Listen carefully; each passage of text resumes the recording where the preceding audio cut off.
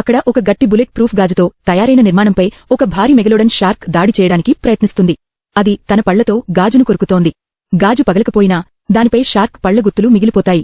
అయితే అదే సమయంలో ఒక భారీ మెగలోడన్ షార్క్ వచ్చి ఆ బేబీ వేల్ను దారుణంగా తినేస్తుంది. మరియానా ట్రెంచ్ యొక్క లేయర్ తెరుచుకోవడంతో ఈ మెగలోడన్ షార్క్ లోతుల నుండి పైకి వచ్చింది. ఇప్పుడు ఇది వీళ్లపై దాడి చేయవచ్చనే భయం ఏర్పడింది. కొన్ని మైళ్ల దూరంలో ఉన్న కొన్ని ఓడరేవులపై దాడులు జరిగాయని వార్తలు వస్తాయి. వీళ్లు అక్కడికి వెళ్లి చూస్తే మెగలోడన్ ఒకటి కాదు 3 ఓడరేవులపై దాడి చేసింది. రీసెర్చ్ సెంటర్ లీడర్ ఇలా అంటాడు, మనం ఏదో ఒకటి చేయాలి, లేకపోతే ఇది మనల్ని కూడా చంపేస్తుంది.